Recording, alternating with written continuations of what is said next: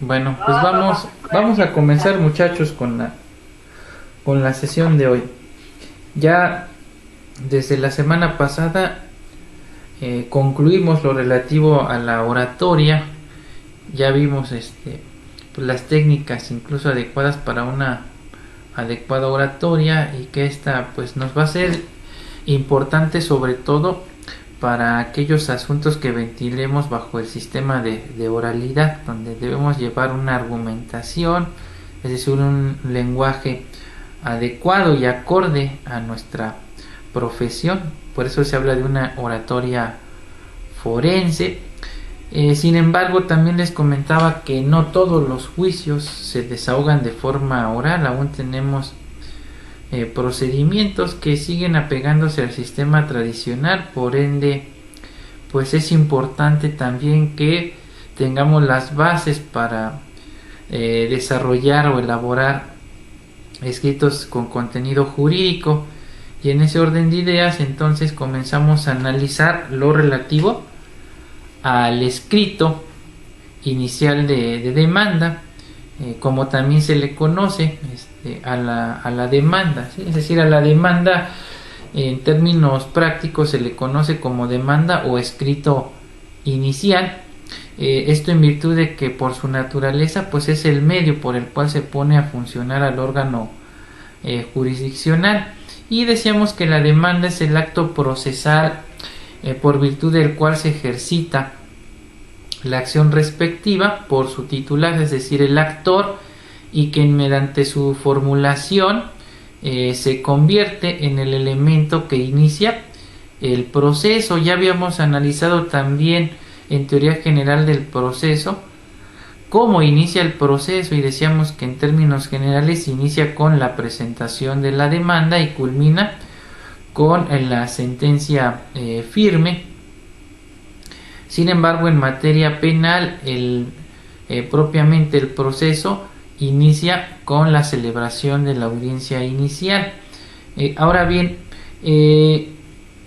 el proceso encierra la petición concreta por parte del actor, que se inicia en el objetivo esencial de obtener del órgano jurisdiccional una resolución que ponga fin al litigio o controversia que le ha sido planteado. Por tal motivo se puede afirmar que la acción es el derecho público subjetivo de obtener el servicio público de un órgano jurisdiccional, y que por consiguiente la demanda pues va a ser el acto procesal que proviene del titular de dicha acción, el cual ejercita dicho derecho y por ende pone en movimiento al órgano jurisdiccional. En ese orden de ideas mencionábamos que Fixamudio comenta que la demanda es el primer acto procesal del proceso que vincula al actor con el órgano jurisdiccional. Todavía como tal no se da la trilogía procesal, pues esta se va a perfeccionar hasta que se lleve a cabo la notificación o emplazamiento. Ya habíamos también marcado la diferencia entre lo que es la notificación y propiamente el emplazamiento. Decíamos la notificación es el género y el emplazamiento como tal es la primer notificación que hace un tribunal, en este caso al demandado, y donde le fija un plazo, de ahí el término emplazamiento, para contestar la demanda y comparecer ante el órgano jurisdiccional. Sin embargo, va a haber materias donde no se va a hablar de emplazamiento, sino se va a hablar en términos genéricos de notificación. Por ejemplo, en materia de amparo se habla de notificación a la autoridad responsable y no propiamente de emplazamiento. Aclarado lo anterior, también comentábamos que es importante comentar que para acceder a la justicia en cualquier instancia, es decir, en un proceso o procedimiento seguido en forma de juicio, resulta necesario dar cumplimiento a ciertas reglas básicas o mínimas que debe contener el escrito a través del cual ejercitamos la acción, es decir, la demanda o en su caso el derecho de petición. Estas pueden variar dependiendo de la materia. Si por ejemplo analizamos lo que refiere el Código Civil, me va a establecer ciertos requisitos. Estos están normados por el artículo 255, por ejemplo, del Código Civil para la Ciudad de México, donde ahí se establecen expresamente cuáles son los requisitos de una demanda civil, mercantil o familiar. Y si queremos saber cuáles son los requisitos, por ejemplo, para entablar una demanda de amparo, pues tenemos que remitirnos al artículo 108, si es amparo indirecto, o al artículo 172 de la Ley de Amparo si se trata de amparo directo. Ahí se establecen expresamente cuáles son los requisitos de la demanda de amparo. Ahora, si queremos formular entonces una demanda, por ejemplo, de juicio de nulidad ante el Tribunal de Justicia Fiscal, pues tenemos que remitirnos a la Ley de Justicia Administrativa de la Ciudad de México, o bien, si es materia federal, a la Ley Federal del Procedimiento Contencioso Administrativo. Esto implica entonces que va a haber reglas generales que le van a ser asequibles a cualquier escrito de demanda, pero va a haber ciertos requisitos que, dependiendo la materia, pueden variar. Entonces, expuesto lo anterior, vamos a analizar, por ejemplo, en primera instancia, cuáles serían los requisitos que señala el Código de Procedimientos Civiles para la presentación de una demanda en dicha materia. Dice el artículo 255 del ordenamiento en comento lo siguiente: toda contienda judicial, principal o incidental, principiará por la demanda, en la cual se expresarán, fracción primera, el tribunal ante quien se promueve; 2, el nombre y apellidos del actor y el domicilio que señale para oír recibir notificaciones; 3, el nombre del demandado y su domicilio; 4, el objeto u objetos que se reclamen con sus accesorios; 5, los hechos en que el actor funde su petición, en los cuales precisará los documentos públicos o privados que tengan relación con cada hecho, así como los que tiene o no a su disposición. De igual manera se proporcionarán los nombres y apellidos de los testigos que hayan presenciado los hechos relativos. Dice, asimismo, se deberá numerar y narrar los hechos, exponiéndolos sucintamente con claridad y precisión.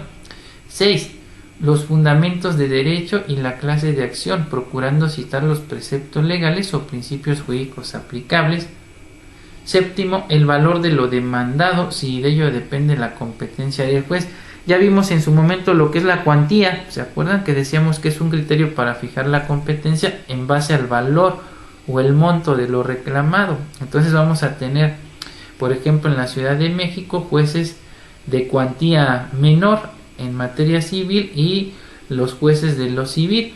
Y esa cuantía, ya lo habíamos visto, se actualiza año con año y tenemos que revisar lo que es la Gaceta Oficial de la Ciudad de México, así como la Ley Orgánica del Poder Judicial de la Ciudad de México, para determinar en qué casos puede conocer un juez de determinada cuantía. 8. La firma del actor o de su representante legítimo. Dice, si estos no supieran o no pudieran firmar, pondrán su huella digital firmando otra persona en su nombre y a su ruego indicando estas circunstancias. Y luego ya vienen reglas especiales, por ejemplo, tratándose de incidentes en materia familiar, dice que la primera notificación se llevará a cabo en el domicilio señalado en los autos por las partes, si es que se encuentra vigente. Aquí estamos hablando de que previamente ya se inició una controversia, por ejemplo, pudiera ser la de un divorcio incausado, donde únicamente se resolvió lo relativo a la disolución del vínculo matrimonial, pero queda pendiente lo relativo a la liquidación de la sociedad conyugal, y eso se resuelve vía incidental, es decir, a través de una cuestión accesoria. Se abre un cuadernillo por separado donde se resuelve esa situación. Lo mismo relativo a la guardia y custodia y alimentos se resuelven por cuerda separada, y en esos casos entonces se debe tomar como el domicilio de la primera notificación el que aparezca en auto, si es que todavía está vigente. En caso de que no, lo tenemos que actualizar.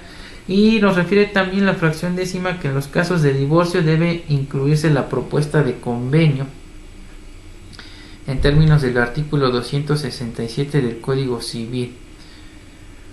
Ahora, si nos vamos a la materia administrativa, cambiando radicalmente de materia, el artículo 57 de la Ley de Justicia Administrativa nos refiere que la demanda que se promueva ante el Tribunal de Justicia Administrativa deberá contener los siguientes requisitos.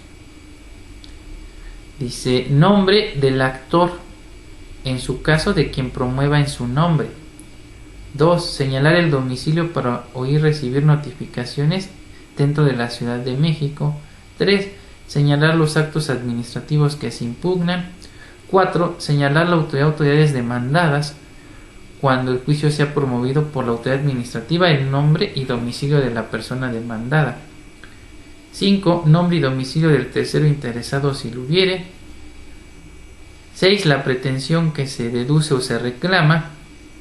La manifestación bajo protesta de decir verdad de la fecha en que se hubiere notificado o tuvo conocimiento del acto administrativo que se impugna o se pretende anular. La descripción de los hechos. 9. Los conceptos de nulidad. 10. La firma del actor, y si éste no supiere o no pudiere firmar, lo hará un tercero a su ruego, poniendo primero su huella digital. Y 11. Las pruebas que se ofrezcan. Si comparamos lo que señala el artículo 255 del Código de Procedimientos Civiles de la Ciudad de México con lo que refiere el artículo 57 de la Ley de Justicia Administrativa, vamos a ver que en términos generales hay requisitos que se deben cumplir en ambas materias y ciertas reglas que en específico solamente se van a observar en cada una de ellas. Por eso es que en su momento me atreví a señalarles de manera general los elementos que todas las demandas, sin importar la materia, deben cumplir. Y ya dependiendo de cada materia, tenemos que analizar cada uno de los ordenamientos para ver ciertos requisitos específicos. Ahora, el artículo 108 de la Ley de Amparo regula lo que es los requisitos de la demanda de amparo indirecto y nos dice que esta deberá formularse por escrito, por medios electrónicos en los casos que autorice la ley, y se deberá expresar lo siguiente: igual, nombre y domicilio del quejoso. ¿Quién es el quejoso? Pues es el titular de la acción. En lugar de actor le vamos a llamar aquí quejoso, y del que promueve en su nombre, quien deberá acreditar su representación. 2. Nombre y domicilio del tercero interesado. Aquí concuerda con la demanda de nulidad.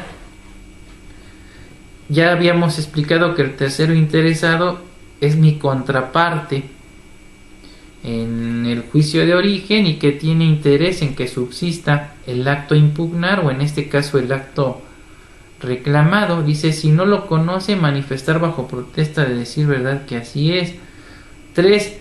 La autoridad o autoridades responsables. Aquí sería el homólogo a lo que es el demandado. Aquí, en lugar de hablar de demandado, vamos a hablar de autoridades responsables. Dice: en caso de que se impugnen normas generales, el quejoso deberá señalar a los titulares de los órganos del Estado a los que la ley le encomienda la promulgación. En caso de que las autoridades hubieran intervenido en el refrendo o decreto promulgatorio de la ley o en su publicación, el quejoso deberá señalarlas en carácter de autoridades responsables únicamente cuando impugne sus actos por vicios propios. 4. La norma general, acto u omisión que de cada autoridad se reclama. Aquí, en lugar de hablar de acto impugnado como lo señala la Ley de Justicia Administrativa, aquí vamos a hablar de acto reclamado, es decir, la norma, acto u omisión que estamos reclamando de la autoridad responsable. Dice 5. Bajo protesta debe decir verdad los hechos o abstenciones que constituyan los antecedentes del acto reclamado que sirvan de fundamento de los conceptos de violación. Aquí, en lugar de hablar de hechos, como ya lo vimos en materia civil y como también se hace referencia en materia de justicia administrativa, aquí vamos a hablar de conceptos de violación, pero técnicamente estamos hablando de lo mismo. Es la forma en cómo aconteció el hecho que da origen al juicio.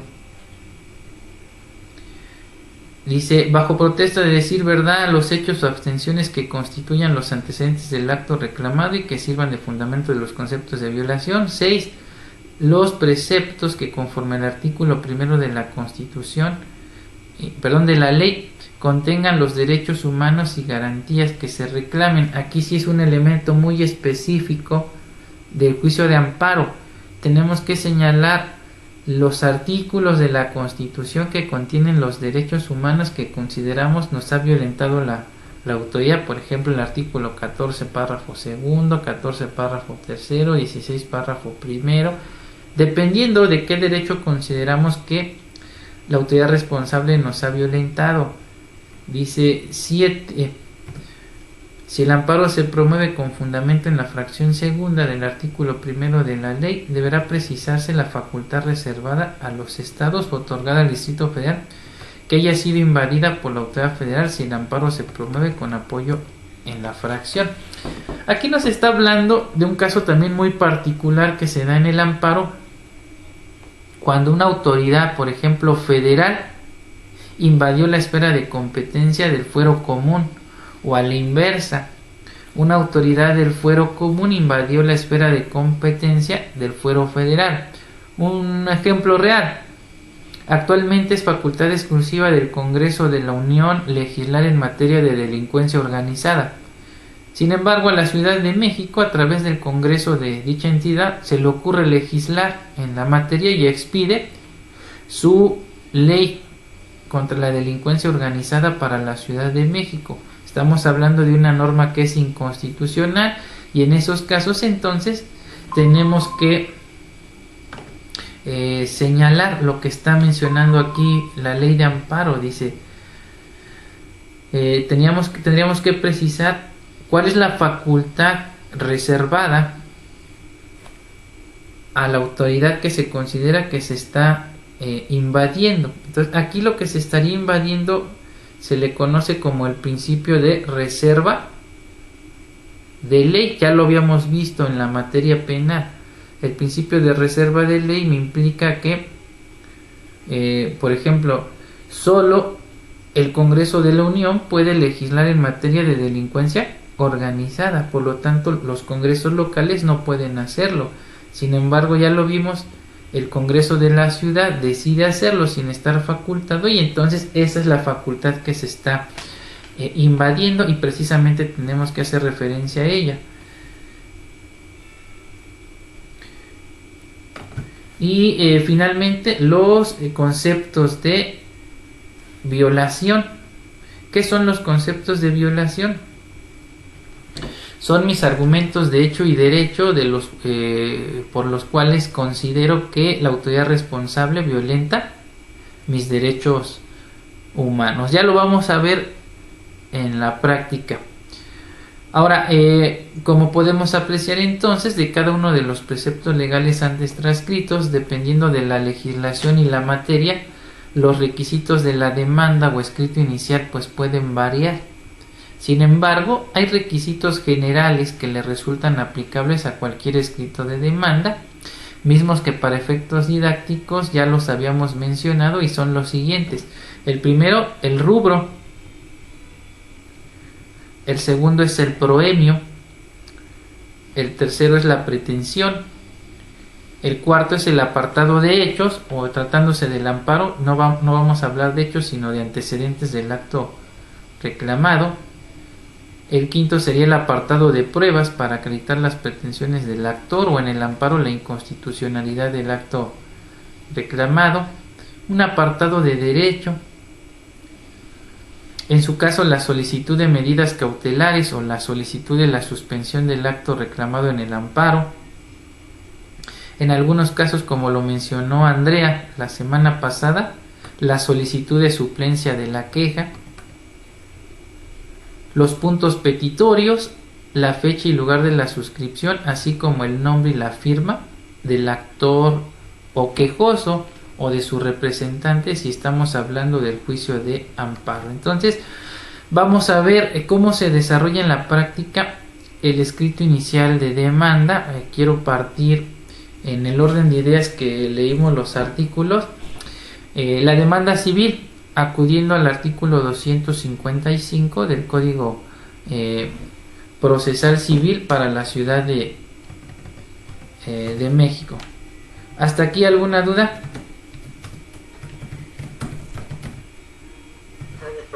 ¿No? Doctor, ¿qué artículo dijo?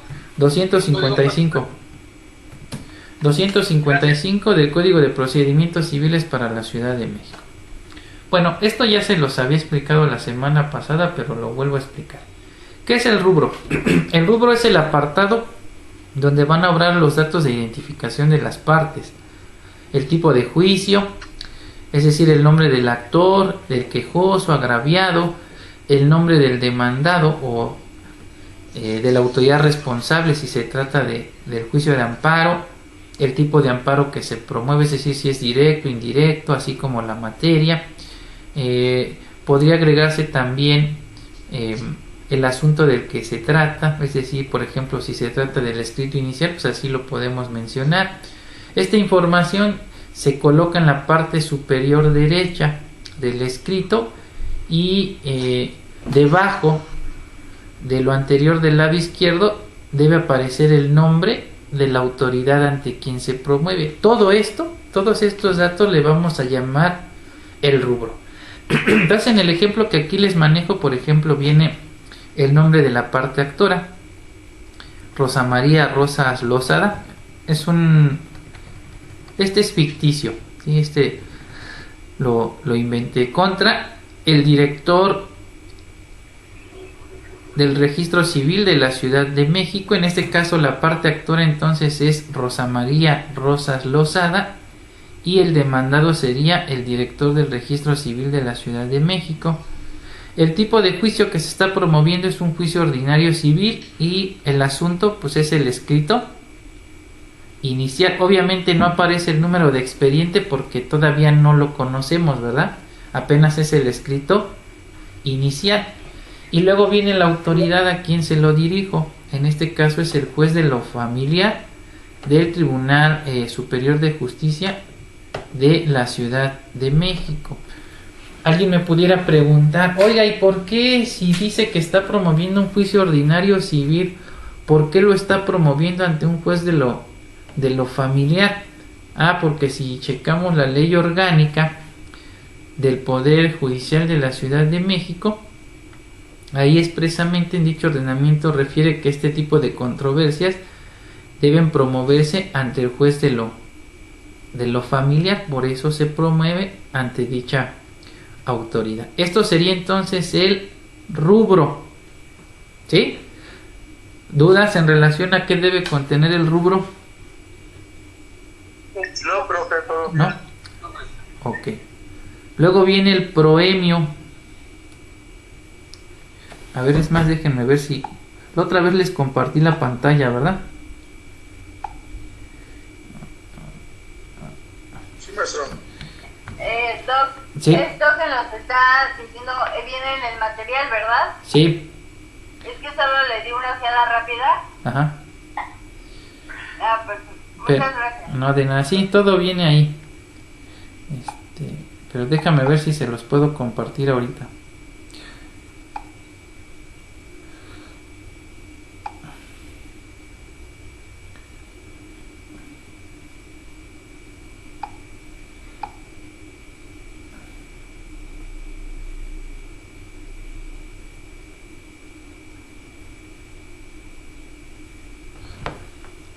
A ver, ¿ahí alcanzan a ver la imagen? Hola, vamos, sí, profesor. ¿Sí? Sí. Ok. Ok. Bueno, entonces ahí tenemos a la vista lo que es, bueno, les viene el concepto de rubro y enseguida viene el ejemplo de cómo se desarrolla. Ahí viene el nombre de la actora, que es Rosa María Rosas Lozada, como les había dicho. El demandado en este caso es el director del Registro Civil de la Ciudad de México. El juicio que se promueve es un juicio ordinario civil y el asunto en este caso es la exhibición del escrito inicial de demanda. Enseguida en la parte inferior del lado izquierdo viene la autoridad competente para conocer de la controversia, es el juez de lo familiar del Tribunal Superior de Justicia de la Ciudad de México en turno. Es decir, todavía no sabemos quién es el que va a conocer. En base a las reglas que señala la ley para fijar la competencia, tendrán que determinar quién es. Luego vamos con lo que se llama el proemio. ¿Qué es el proemio?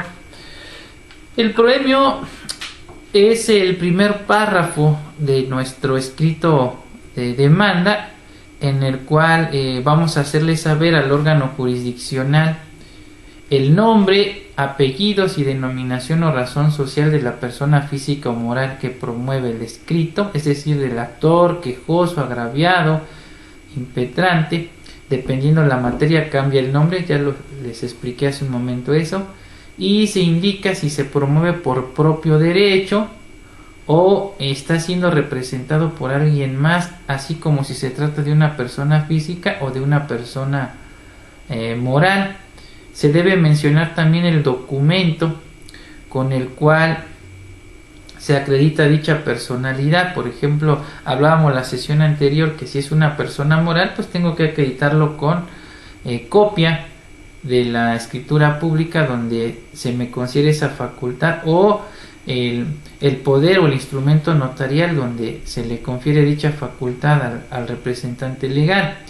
Se debe señalar además el domicilio para oír recibir notificaciones y las personas que van a estar autorizadas para oír recibir notificaciones, observando para tal efecto pues las reglas que establezca cada una de las legislaciones en el caso particular. Luego viene entonces el ejemplo de cómo se desarrolla este apartado, y entonces dice lo siguiente: Rosa María Rosas Lozada, por propio derecho, señalando como domicilio para oír recibir notificaciones y documentos la casa marcada con el lote tal. Bueno, ahí les dejo el espacio para que ustedes pongan el domicilio. Dice, así como autorizando en términos del cuarto párrafo del artículo 112 del Código de Procedimientos Civiles para la Ciudad de México, a los S, y vienen los nombres de los abogados que están autorizados,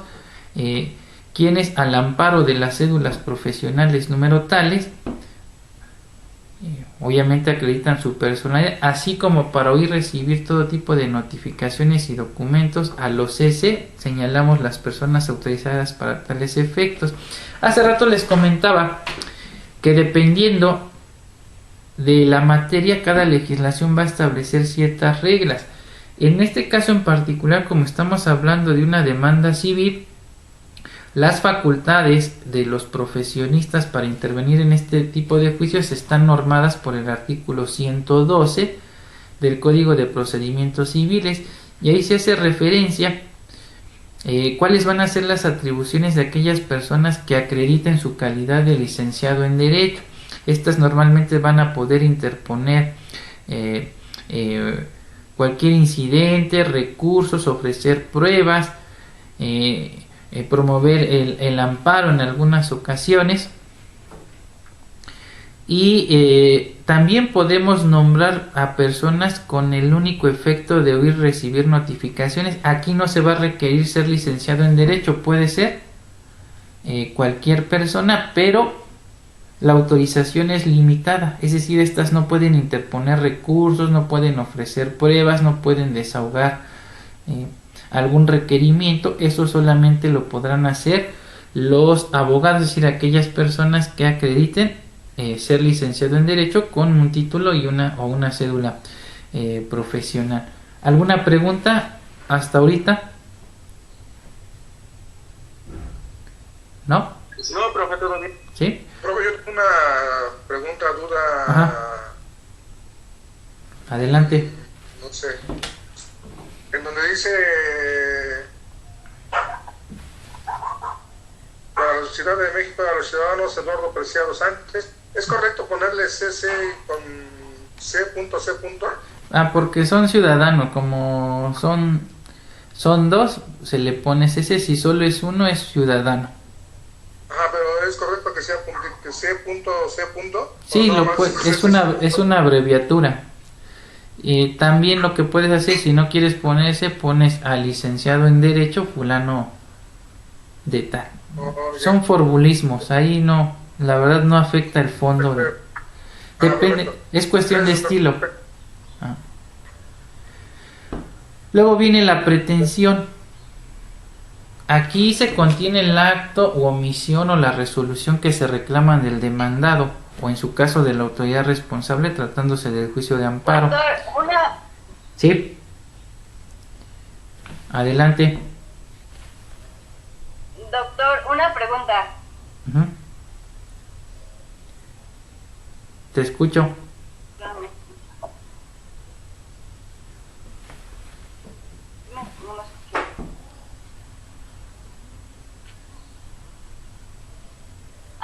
Sí, doctor, una pregunta. Para el Estado de México es el mismo, se puede decir que es el mismo machote, nada más se cambia lo que es Los fundamentos. Se cambia nada más lo que es Los fundamentos legales. los artículos. Ajá. Ujú. Sí, la esencia es la misma, aunque puede variar, por eso Ok. decíamos, hay reglas generales y Pues reglas exactamente el mismo específicas. escrito. Ajá. Y también puede cambiar tienes que revisar la ley orgánica, porque a veces determinadas autoridades que conocen de ciertos asuntos en la Ciudad de México, en el Estado de México no pueden conocer, Gracias. ¿sí? Entonces tienes que revisar las reglas particulares de cada entidad federativa y cada ordenamiento. Bueno, decíamos, posteriormente viene el apartado de la pretensión. Aquí se contiene el acto o omisión o la resolución que se reclama del demandado. De nada. O de la autoridad responsable, si es que estamos promoviendo el juicio de amparo. Es decir, se debe escribir con toda precisión qué es lo que se reclama del demandado. O qué es lo que le reclamamos a la autoridad responsable y por qué tildamos de ilegal o de inconstitucional por parte de la autoridad responsable el acto que emitió. Es decir, estamos hablando de una obligación de dar, hacer o no hacer según proceda, y en su caso, cuáles son las declaraciones que estamos pidiendo que haga el juez una vez que se emita la sentencia definitiva mediante la cual se resuelva la controversia. Entonces luego aquí viene el ejemplo.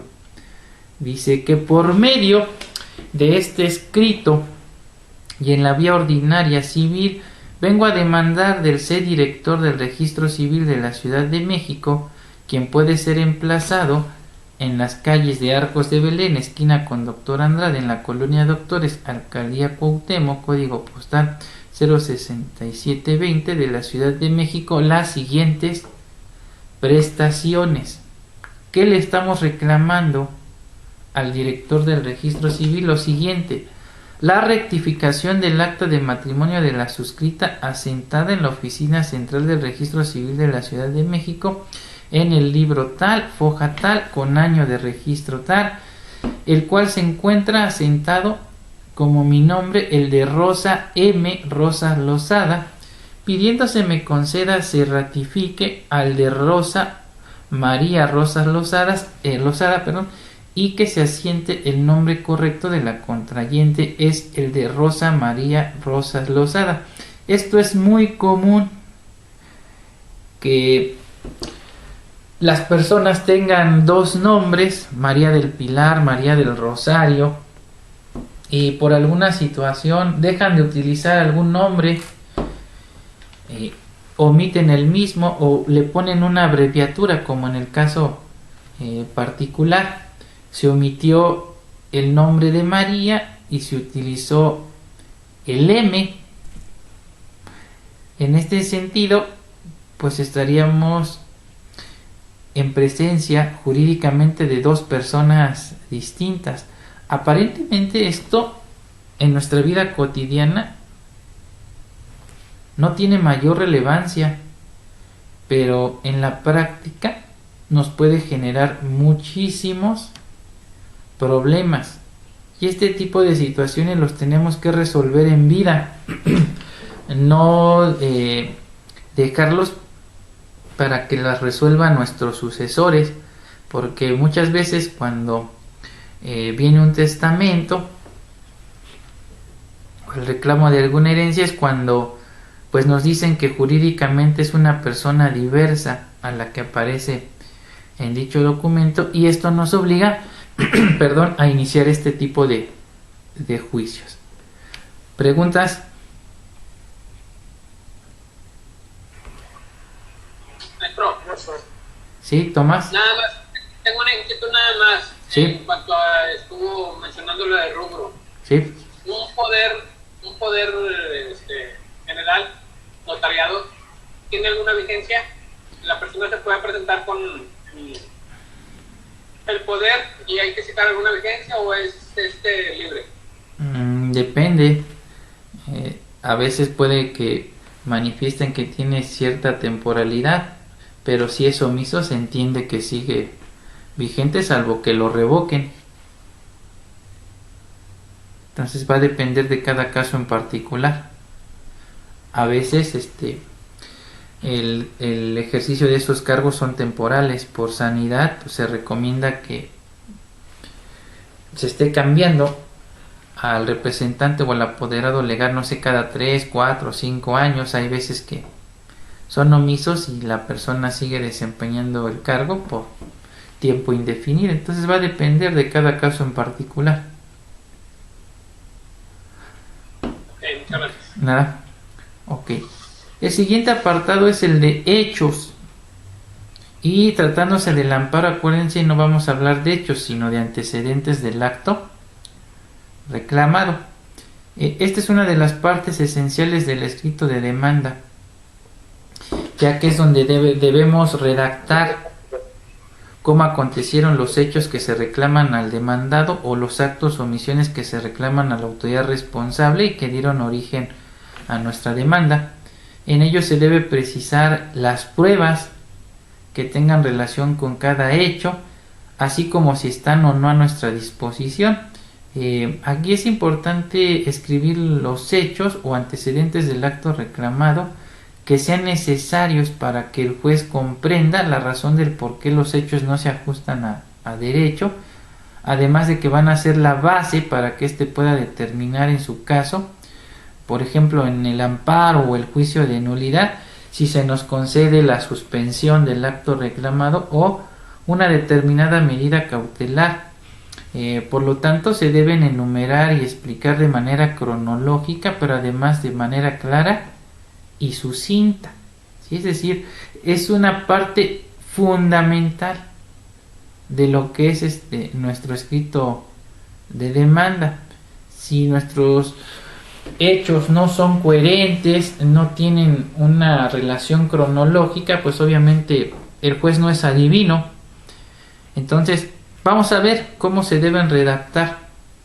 Entonces el apartado de hechos dice lo siguiente: fundo la acción en los siguientes puntos de hecho y consideraciones de derecho. Hechos: tal y como consta en la copia certificada del acta de nacimiento expedida por la Dirección General del Registro Civil del municipio de, la cual se adjunta a este escrito, la suscrita nació en tal fecha, en tal lugar, habiendo sido registrada por mi señor padre con fecha tal y en la que consta que mi nombre correcto es el de Rosa María Rosas Lozada y los de mis padres Pedro Rosas Moreno y Rosa María Lozada Morales. 2. Desde mi infancia fui conocida indistintamente con los nombres de Rosa María Rosas Lozada, así como también el de Rosa M. Rosas Lozada, ignorando las repercusiones jurídicas que esto supone e implica, de tal suerte que con fecha tal, al contraer matrimonio con el señor tal, con mi consentimiento y el de mi esposo, se impuso en el acta respectiva como mi nombre el de Rosa M. Rosas Lozada, debiendo haber sido el de Rosa María Rosas Lozada. Lo anterior se acredita con copia certificada del acta de matrimonio expedida por la Dirección General del Registro Civil del Gobierno del entonces Distrito Federal, ahora Ciudad de México, la cual se adjunta a este escrito. 3. Es el caso que al pretender mi esposo darme de alta en el Instituto Mexicano de Seguridad Social como su esposa a fin de recibir la atención médico hospitalaria que dicha institución presta, así como al pretender realizar un trámite ante la institución financiera Banco Santander Mexicano, donde mi esposo deseaba designarme como beneficiaria, no fue posible realizar trámite alguno, ya que refieren en ambos lugares que las personas que nos atendieron, ya se me movió,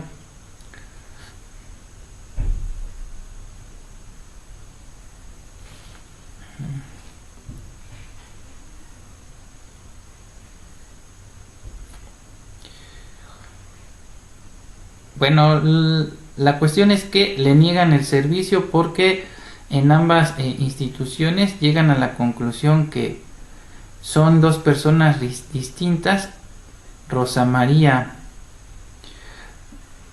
Rosas Lozada y Rosa M. Rosas Lozada. Entonces,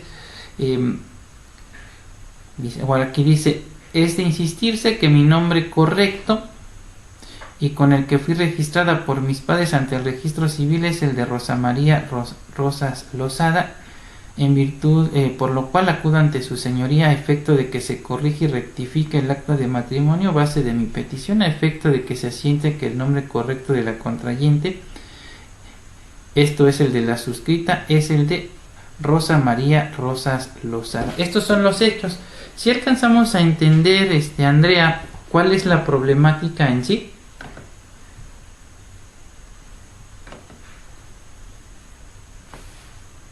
Sí, que está casada pero con otro nombre.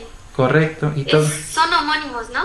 No, más bien ella indebidamente no asentaba de manera correcta su nombre en diversos actos públicos, y cuando ella pretendió realizar ciertos trámites, pues le dijeron, pues, oye, ¿qué crees? Pues que no son la misma persona. Es que se daba mucho, ¿no? Porque, bueno, mi abuela Sí, también tuvo que corregir su acta porque igual estaba mal varios papeles, hasta tenía 2 CURPs y así. Sí, entonces... Porque antes, como era todo a mano, se escribía así, luego ni se entendía bien qué decía ni nada. Sí, y omitían, ¿no? El María, por ejemplo, aquí omitieron... O por ejemplo, le ponían en vez de María, M.A. Y pues obviamente tu nombre ahí ya no es María, es Ma. Así es, sí. Entonces por eso ella misma dice, yo misma lo consentí, ¿no? Sin saber las implicaciones jurídicas. O sea, en varias ocasiones estaba nombres pero de diferentes formas. Sí. Sí, y esto obviamente tarde o temprano nos va a generar problemas, y bueno, ella tuvo que resolverlo hasta que no pudo realizar ahí algunos trámites, ¿verdad? Bueno, ¿por qué le pregunté que si se entendía? Porque lo que quiero que quede claro es que cuando narramos los hechos debemos ser claros, sucintos y precisos con el órgano jurisdiccional para que entienda por qué razón estoy acudiendo ante su presencia, ¿sí? Bueno, después de narrar los hechos viene lo que se conoce como el apartado de derecho. Aquí se van a citar los preceptos legales que resultan aplicables al caso concreto en relación al fondo del asunto, es decir, aquellos que regulen el derecho objetivo que vamos a reclamar. Acuérdense que en Introducción al Estudio del Derecho me enseñaron la diferencia entre derecho objetivo y subjetivo, y me decían que el derecho objetivo es la norma, es decir, el interés que protege el derecho, y el derecho subjetivo es el instrumento para hacer efectivo el derecho objetivo, es decir, en este caso mi acción.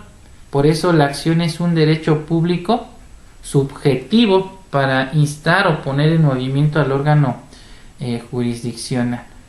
Y entonces dice, ¿cómo se desarrolla este apartado? De la siguiente forma: derecho. En cuanto al fondo, son de aplicarse las disposiciones contenidas en los artículos 134, 135 fracción segunda, 136 fracción primera, 137, 138 y demás conducentes y aplicables del Código Civil para la Ciudad de México. ¿De qué me hablan estos artículos? Precisamente de que la rectificación de los atestos o asentados en las actas de registro civil se deben reclamar ante el juez de lo familiar. Por eso es que estamos citando estos dispositivos. Y luego citamos los que norman el procedimiento. Dice: el procedimiento se encuentra regulado por lo dispuesto por los artículos 255, 256 y demás relativos del Código de Procedimientos Civiles de la Ciudad de México. El 255 ya lo vimos, me habla de los requisitos de la demanda, y el 256 de los documentos que se deben acompañar a la demanda. ¿Hasta aquí alguna duda? Ay, ya no se ve tu pantalla. ¿Ya no ven la pantalla? Ya lo que estaba explicando ahorita ya no lo vimos directamente de su pantalla. Está en negro. A ver, déjeme ver. No se vio nada.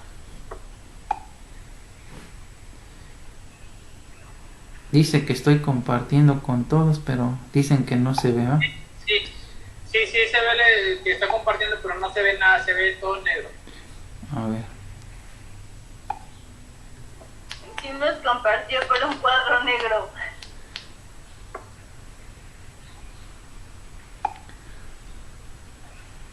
¿Ahí ven lo que estoy haciendo? No. ¿No? No, doctor. Ah, entonces algo pasa. Según esto sí, pero... ¿Quiere que le ayude a compartir el archivo? A ver si puedes, André, tú que le sabes más a la tecnología. Me sigue diciendo que sigo compartiendo, pero dicen que no ven lo que hago, ¿ah? No. Ya dice que No, Andrea... a ver si Andrea nos podría compartir una torta también. Una guajolota.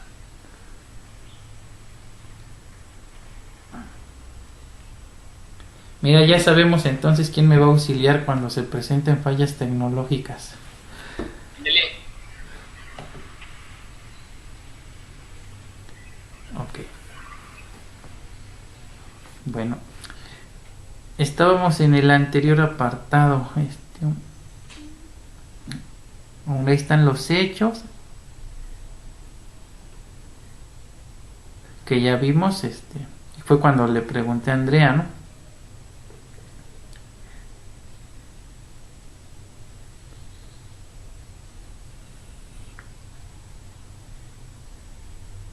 Bueno, ahí está bien, entonces de aquí el apartado de pruebas. Bueno, el apartado de pruebas es aquel donde vamos a ofrecer los medios de convicción para sustentar nuestras pretensiones. En él debemos indicar entonces si estamos ofreciendo una documental, una prueba testimonial, una prueba pericial, una inspección, es decir, todas aquellas pruebas que conforme a la ley no contravengan el derecho, la moral ni las buenas costumbres. En este caso estamos ofreciendo básicamente pruebas documentales. Ahora, ¿cómo se desarrolla entonces este apartado? De la siguiente forma: dice, a efecto de robustecer el nombre correcto de la suscrita, que el nombre correcto de la suscrita Rosa María Rosas Lozada, con fundamento en lo dispuesto del artículo 255, fracción quinta del Código de Procedimientos Civiles de la Ciudad de México, adjunto a este escrito las siguientes pruebas. Número 1. la documental pública consistente en copia certificada del acta de nacimiento. Pues era indispensable, ¿no?, que exhibiera dicha documental.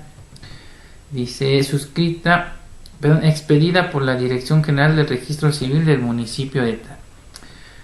Documental pública consistente en copia de la constancia de la clave única de registro de población, entre paréntesis CURP, con número de folio tal, correspondiente a la suscrita Rosa María Rosas Lozada. 3. La documental pública consistente en el certificado de educación primaria expedido a nombre de la suscrita Rosa María Rosas Lozada con fecha tal por parte de la Secretaría de Educación Pública. 4. La documental pública consistente en la cartilla de salud y citas médicas del Instituto Mexicano del Seguro Social perteneciente a la suscrita Rosa María Rosas Lozada con número de afiliación tal. 5. La documental privada consistente en el recibo telefónico correspondiente al mes de febrero del año en curso expedido a nombre de la suscrita Rosa María Rosas Lozada. 6. La documental pública consistente en copia fotostática de la credencial del lector a mi nombre. Aquí viene otra vez otro problema, dice Rosa M. Rosas Lozada con folio número tal, expedida por el Instituto. Aquí ya no es Federal Electoral, aquí ya sería Instituto Nacional Electoral, cuyo original se exhibirá ante el secretario de Acuerdos el día en que tenga verificativo la audiencia de ley en este asunto para que sea cotejada y devuelta a la suscrita, ya que dicha credencial es la única identificación con la que cuento y me es necesaria para la realización de todos los trámites que requiero. Si ven, no tiene mayor complejidad las pruebas que estamos ofertando. Básicamente son documentales porque lo que pretende en este caso la actora pues es acreditar precisamente lo que refiere Andrea, que Rosas M. Rosas Lozada y Rosa María Rosas Lozada son la misma persona, pero que por una costumbre indebida pues utilizaba indistintamente ambos nombres. Después vendría el apartado de hechos, que aquí creo que fue cuando se me movió la página, entonces había omitido hablarles del apartado de pruebas y ya estaba hablando del apartado de derecho. Aquí decíamos, aquí cito los preceptos legales que le dan sustento a mi derecho de fondo, pero también los artículos que tienen que ver con el procedimiento. Ahora, después viene lo que sería la solicitud de medidas cautelares o la suspensión del acto reclamado en el juicio de amparo. En este caso empieza la solicitud dado que no hay necesidad de ellos, pero por ejemplo en algunos juicios, dada la naturaleza de lo que estamos planteando ante el órgano jurisdiccional, pues iba a ser necesario que se dicte alguna medida de protección o de salvaguarda a fin de resguardar los derechos de ciertas personas, o bien para que las cosas se mantengan en el estado en que se encuentran, para que el juicio no quede sin materia, tal y como sucede por ejemplo con la suspensión del acto reclamado, o por ejemplo en un juicio de alimentos. Normalmente lo que vamos a solicitar como medida provisional pues es que se realicen los descuentos respectivos, en este caso al acreedor alimentario, y se gire oficio a la Dirección de Recursos Humanos para que se le hagan las deducciones respectivas. Entonces, en este caso en particular, dada la naturaleza del juicio, pues no es necesario solicitar esas medidas. Luego vendría en su caso la solicitud de la suplencia de la queja. Habíamos comentado la clase anterior que en ciertas materias, sobre todo cuando están en juego los derechos de personas que de alguna manera se consideran vulnerables, el órgano jurisdiccional puede suplir las deficiencias que presente el escrito de demanda. Sin embargo, también existen otras materias donde no opera dicho principio, sino al contrario, ahí prevalece lo que se conoce como el principio de estricto derecho. Esto que implica que el juzgador bajo ninguna circunstancia va a o puede suplir las deficiencias que presente el escrito. ¿En qué materias opera el estricto derecho? Por ejemplo, en la materia civil y en la materia administrativa. En materia familiar y en materia laboral normalmente me van a suplir la deficiencia de la queja. También en materia penal, siempre y cuando se trate del imputado y de la víctima y ofendido. Lo que sí debe contener todo escrito necesariamente son los puntos petitorios. ¿Qué son los puntos petitorios? Es el apartado donde se debe establecer con toda claridad y exactitud lo que le estamos pidiendo al órgano jurisdiccional. Normalmente se lista una serie de peticiones con números ordinarios como primero, segundo, tercero, etcétera. Por ejemplo, como primer punto podemos pedir que se tenga por presentada la demanda, que con las copias simples exhibidas se le emplace al demandado o se notifica a la autoridad responsable, se les pida su informe previo y justificado. En segundo lugar, pudiera ser